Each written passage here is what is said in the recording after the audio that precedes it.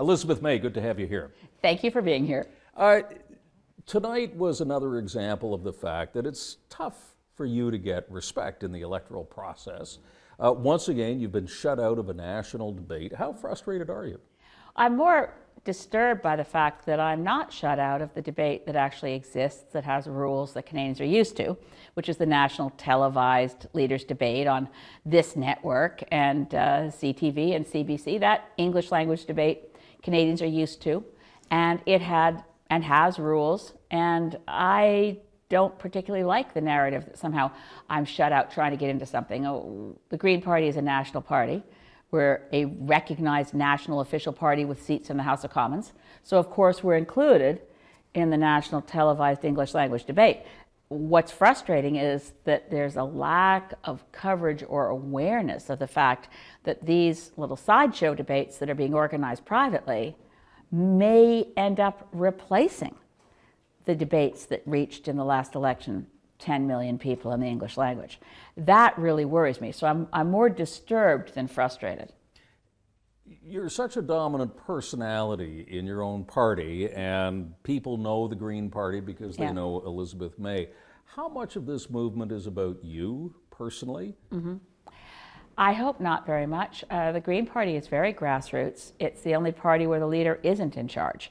And we have really a spectacular fleet of candidates across this country. But if it wasn't for Elizabeth May, I would judge that the argument about being in the debates wouldn't be nearly as loud as it is. I mean, it is about Elizabeth May and your personality, isn't it?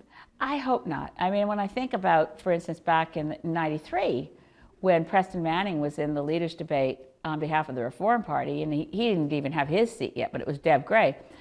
I don't know if it was about one person. I think sometimes there are ideas, there's a movement. We do have the system of leaders. My job in the Green Party is to be our chief spokesperson. And having been in Parliament the last 4 years, it's true.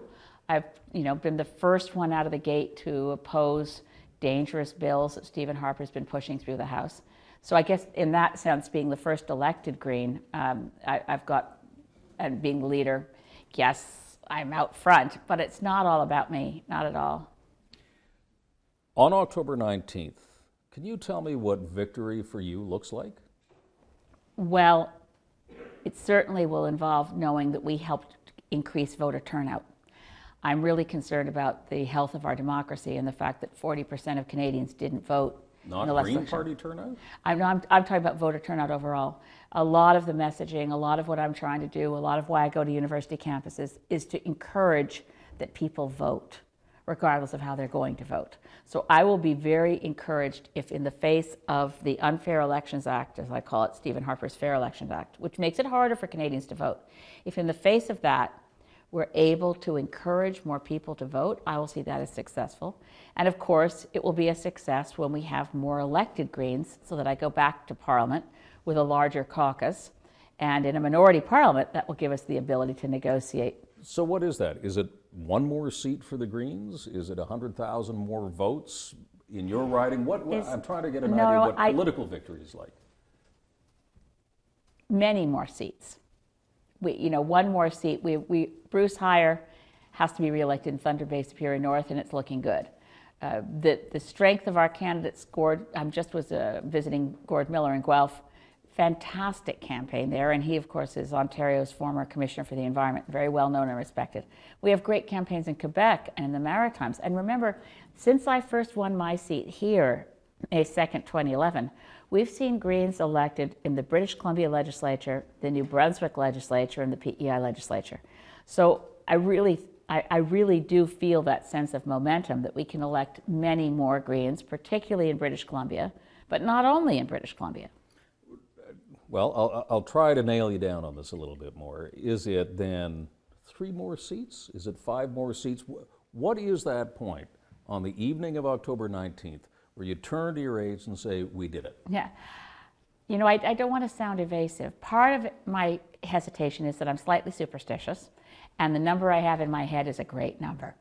The other part of my hesitation is that we won't know how influential the Greens are going to be in a minority parliament till we see the seat counts for everybody else.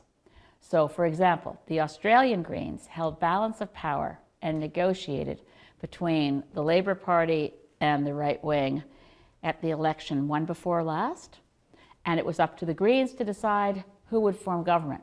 And in exchange, they got a very powerful climate plan. The numbers of seats that they had in that election to have balance of power was actually 1. So it depends. But certainly balance of power is much more my goal than the number of seats, not because I want the power, but because I want the balance. Okay, so, but if holding the balance of power is deemed political victory for you on October 19th, let's take a look at that. You've had a lot of time to look at Tom Mulcair and Justin Trudeau. You have to choose. Your vote or the votes of 2 or 3 Greens is going to make the difference as to who's the government. Right. Where do you go? We negotiate. I mean, this is what the Australian Greens did. They literally sat down with Tony Abbott. Now, they had to know when they sat down with Tony. Let me stop you right there. Okay. You say negotiate. Yeah. As if you're going to negotiate with Stephen Harper. Really? I think it's very unlikely there'd be anything to talk about with Stephen Harper. We know where he stands on climate issues. We know where he stands on C-51. We know where he stands on tankers on our coastlines. We know that at this point, we're the only party that will stand up for Vancouver Island and oppose tankers loaded with bitumen and diluent on our coastlines. We're the only party that will stand up for Quebec and the interests of the Gulf of St. Lawrence and St. Lawrence River. But when they need our votes for the difference between governing for 2 years in a precarious minority or potentially 4 years of a productive parliament, I think their views on pipelines and tankers might be more malleable. Well, you know more or less their views between the Liberals and the New Democrats on tankers and pipelines. They're not opposed to them. So we need to have the clout to say we'll work with you, we'll have your back, you won't lose a confidence vote, but we really need to repeal Bill C-51. We really need to get rid of first past the post. We need a real climate plan. And by the way, this is going to be a tough one for any of the other parties. We need to take apart the power of the Prime Minister's office and restore the principle of supremacy of Parliament. We need to restore civility, respect, and cooperation in Parliament. But we really need to dismantle the PMO brick by brick. You've been the leader of the Green Party of Canada since 2006. Yeah. In a few months, that means you will have served for 10 years as the leader of this party. When's a good time to go? When should a political leader step aside and let somebody else take over? Well, that's a really good question, and I do think about it. But I want to get through this election. I want to get back into Parliament with a much bigger caucus. And I see the incredible group of people around me and think it would be great to let somebody else take the reins. You know, I'm 61. I don't see myself leaving Parliament for a really long time. I love being a parliamentarian, but I'm not addicted to being political party leader. I'm much more committed to remaining the Member of Parliament for Saanich Gulf Islands for a long, long time than I am of staying leader of the Green Party for a long, long time. Might this be your last election as the leader of the party? It's I really have to say I can't tell yet, because it depends how strong we are when we go back to Parliament and how much the other members of Parliament who come in with me to the new Parliament as Greens feel they need me for a while. But, you know, anything's possible. I might stay for another election. I might go before the next one. I know I'll be running again in the next one because I want to continue as the Member of Parliament for Saanich Gulf Islands. I love being a parliamentarian, but I'm not that keen on being a politician. Anybody will tell you that starting a new national political party is a pretty tough thing to do. There's a lot of hurdles in front of you. Yeah. Can you honestly look Canadians in the eye and say that in your lifetime there's going to be a green government in this country? That's not actually my goal, so it would be hard to look people in the eye and say something that isn't. My goal is to make Parliament work better, to restore parliamentary democracy, to get real climate action. And we are out of time, right? The negotiations in Paris, starting 40 days after this election, are the deadline for a new treaty. I can't get over the fact that in an election where the climate crisis is looming and the deadline for a new treaty is 40 days after this election, that they don't want to talk about it, that I can't get that issue forward in this election campaign. Those are my priorities. Real climate action and making sure that the negotiated agreement we get at the negotiations in December actually work, are aggressive enough to avoid really disastrous levels of climate change, and that we restore parliamentary democracy to where every member of Parliament is regarded as an equal, That's our system, and where we are working hard for our constituents and not for political party backroom boys. That's a goal that matters. Forming government as a majority of Greens, I think our role in Parliament is to be the party that works across party lines and make things work better for everyone. Why do you think it is that climate change hasn't figured much in this campaign so far? Stephen Harper's been remarkably effective in shutting down this issue as a political issue. First by gagging the scientists, which was done back in 2007, by then saying that members of Parliament were not allowed to come on the government delegation to negotiations unless they were conservatives. I thought, well, that won't work because we'll go anyway. But I've been the only opposition member of Parliament to go anyway. So there's been less media coverage of negotiations, dramatically less media coverage since they gagged the scientists.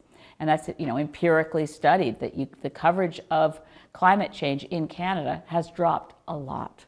And you look around the world right now, we had Barack Obama in the RIP period. Barack Obama was in Alaska holding a special summit on the impact of climate change in the Arctic. At the same time, there were negotiations under the UN in Bonn, getting ready for the upcoming deadline negotiations in Paris. At the same time, the Nova Scotia and, all the maritime premiers were meeting with New England governors on climate change. I mean, all around us. And any day now, the Pope is going to be speaking to the United Nations in New York. Unprecedented. The world is getting ready for these climate negotiations. But Stephen Harper has been effective in convincing the Liberals, the New Democrats, the media that nobody's covering this, no one cares.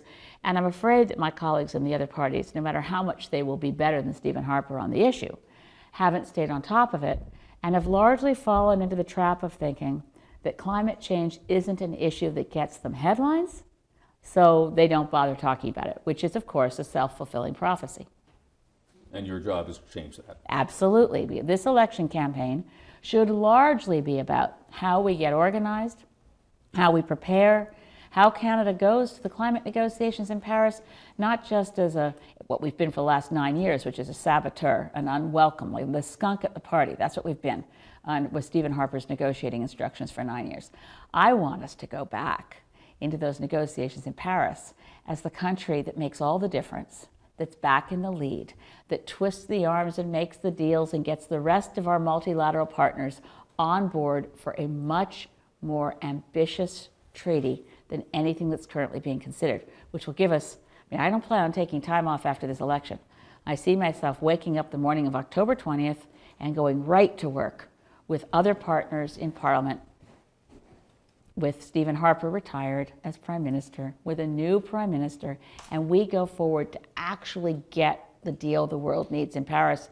I want to see headlines around the world by mid-December that say Canada is back and Canada just rescued the climate treaty.